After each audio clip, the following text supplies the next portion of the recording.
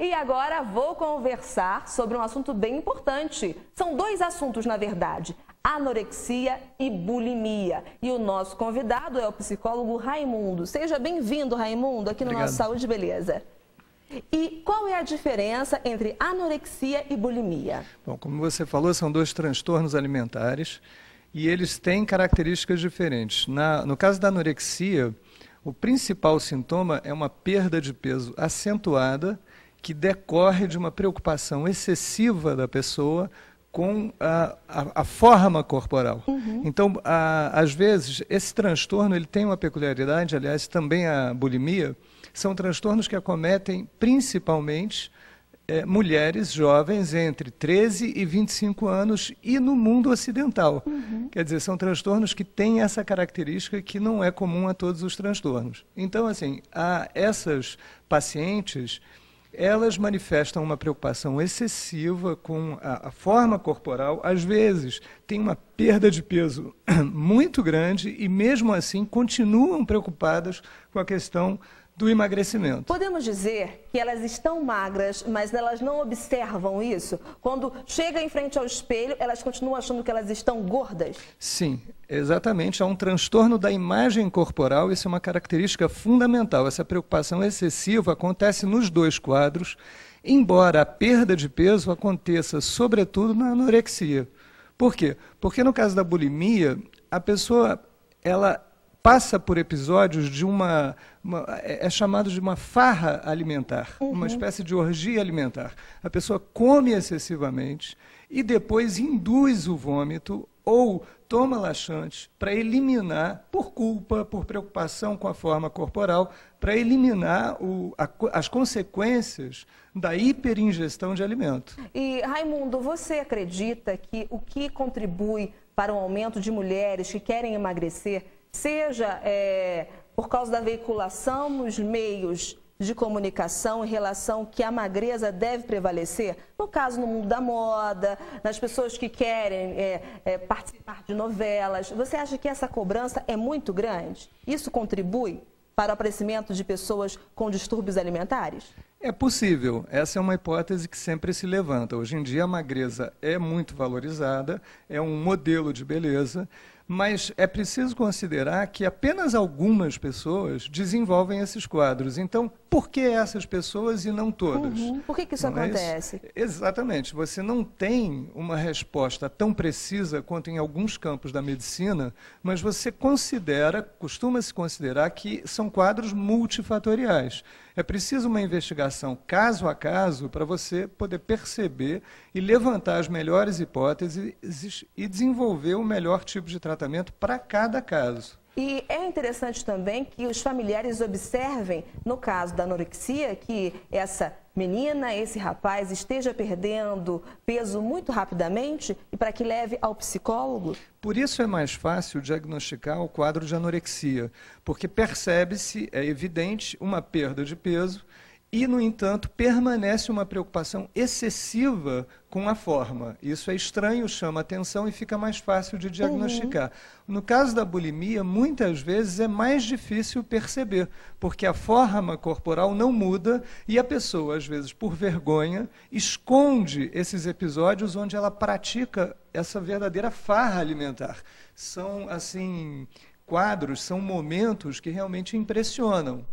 Tá? E por isso mesmo a pessoa esconde e consegue controlar o peso através dos outros procedimentos. Agora, vale a pena dizer que, no caso da bulimia, é importante que esses episódios de excesso de alimentação ocorram pelo menos 2 vezes por semana. Existe pelo menos essa orientação no caso dos manuais diagnósticos de saúde mental. Então, falando um pouco mais sobre anorexia, depois a gente fala mais sobre bulimia, para o pessoal em casa também entender, como é que é o tratamento da pessoa que sofre de anorexia?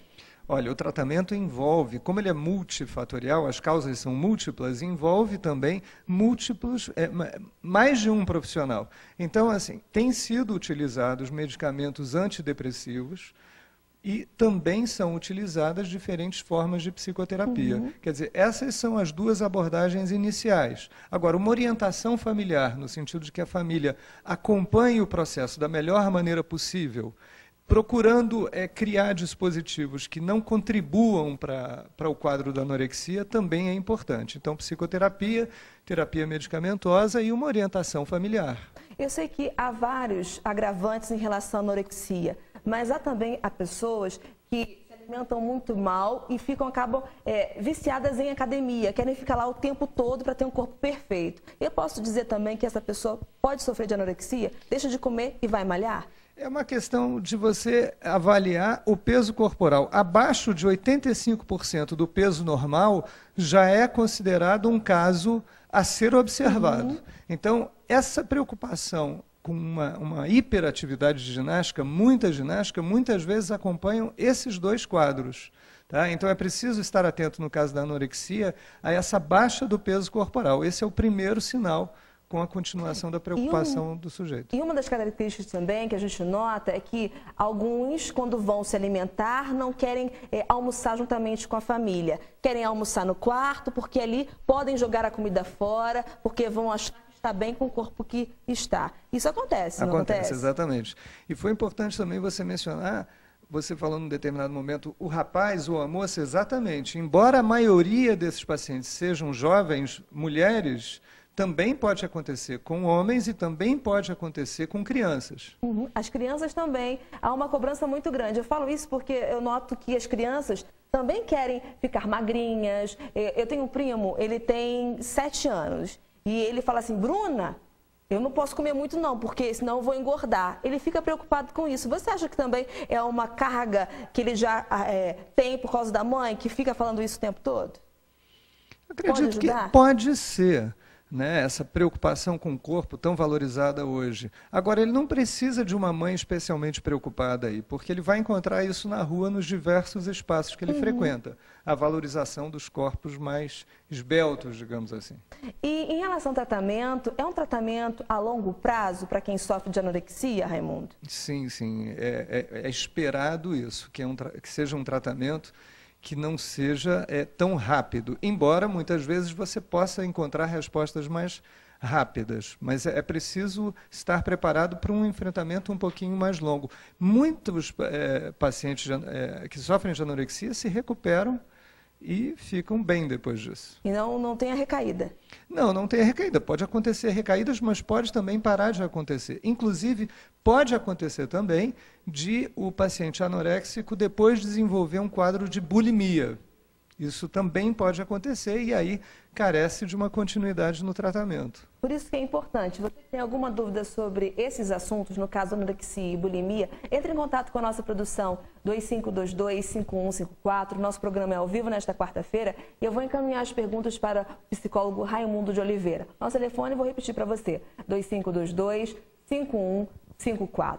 Então, como nós comentamos, é importante também que a pessoa queira fazer o tratamento. Porque não adianta nada a família querer e a pessoa mesmo tem que se tratar não querer. Às vezes, no início, é muito importante que a família seja o estopim do início do tratamento. Por quê? Porque no caso da anorexia, muitas vezes a pessoa não se dá conta de que ela está sofrendo de um transtorno. É impressionante, porque a magreza às vezes fica absolutamente chocante, mas a pessoa não se dá conta disso e não quer se tratar. Então, a participação da família nesse sentido é muito importante. Então, se não houver um tratamento, a pessoa pode morrer? Pode. Infelizmente, pode. 10% dos pacientes de anorexia e bulimia chegam à morte, infelizmente. É importante também dizer que, por envolver essa parte tão fundamental da nossa vida, que é a alimentação, existem uma série de sintomas secundários que aparecem junto com esses quadros. São outros problemas físicos também, né, de saúde que a pessoa tem. A gente observou em alguns noticiários as modelos que fazem loucuras para ficar com o corpo perfeito. Algumas não conseguiram concluir o tratamento e morreram. Isso é muito triste. A gente vê moças bonitas, jovens, uma carreira promissora, mas a exigência do mercado acaba contribuindo para que elas emagreçam rapidamente e acabem morrendo. Isso é complicado, né, Raimundo? Bastante. Raimundo, o que é a bulimia, para quem ligou a televisão agora, saber. Bom, é um outro transtorno alimentar e que compartilha com a anorexia esse excesso de preocupação com a forma corporal, excesso de preocupação com a gordura. Então, agora, no caso da bulimia, aparecem esses episódios semanais, onde a pessoa separa uma grande quantidade de alimento e faz uma espécie de farra alimentar. Depois desse episódio, preocupada com as consequências, ela induz vômito ou induz a eliminação desse excesso de alimentação através de laxantes. Mas o que provoca a bulimia? Também são diversos fatores? Sim, são diversos fatores, não existe assim uma causa totalmente determinada e por isso mesmo o tratamento é feito através de mais de um profissional. Como no caso da anorexia, você pode usar certas medicações e também diversos tipos de psicoterapia. E como você comentou anteriormente, Raimundo, é mais difícil a gente notar que a pessoa sofre de bulimia. Exatamente porque não há a perda de peso excessiva que fica evidente no caso da anorexia. E esses assuntos a gente vê também que já abordaram em novelas alguns personagens que sofreram de bulimia, assim como anorexia. Mas agora nesse bloco estamos falando sobre bulimia. E qual é a dica para o familiar notar que está tendo alguma alteração, Raimundo, no comportamento dessa pessoa que sofre de bulimia? Bom, como existe essa alteração significativa no processo de alimentação, então ocorrem situações, sintomas físicos, como, por exemplo, algumas alterações nos dentes, alterações na menstruação, às vezes acontece a menorreia, a moça para de menstruar, e o processo de alimentação, a quantidade de comida na geladeira, isso pode também ser um fator que leve as famílias a perceberem que tem alguma coisa acontecendo.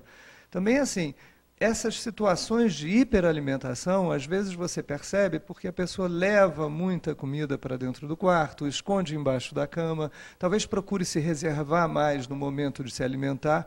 E uma coisa interessante também, né, trágica num certo sentido, é que a pessoa acaba tendo um prejuízo social, porque ela não pode, às vezes, frequentar certos ambientes, porque ela pode ter uma compulsão alimentar e praticar uma orgia alimentar na frente de outras pessoas que ela não deseja que tomem conhecimento dessa situação. A ansiedade pode ser um fator que contribui para a bulimia? Sim, a ansiedade ela aparece tanto antes quanto durante esse processo. É importante, aliás, essa sua pergunta me fez lembrar que muitas vezes essas pessoas que sofrem tanto de bulimia quanto anorexia, elas apresentam a característica de uma hiperexigência consigo mesmas. Então, são pessoas que às vezes têm um perfeccionismo sensível.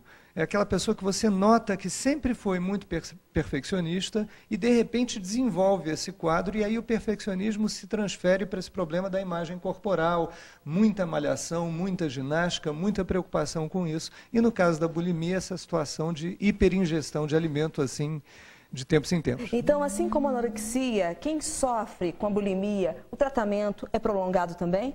Sim, embora possam acontecer resultados rápidos, isso varia de caso a caso. Os processos psicoterapêuticos, eles devem ser mantidos durante um tempo um pouquinho maior, porque se a pessoa desenvolveu esses quadros, pode ser que não baste eliminar o sintoma para que você considere que a pessoa está inteiramente preservada de recaídas. Uhum. E também pode levar à morte a bulimia, ou não? Sim, lamentavelmente sim, pode acontecer por conta dessas consequências físicas que acontecem por conta dessa alteração alimentar. Existe uma alteração muito importante no metabolismo e isso pode provocar outras doenças ou uma falência física que leve à morte.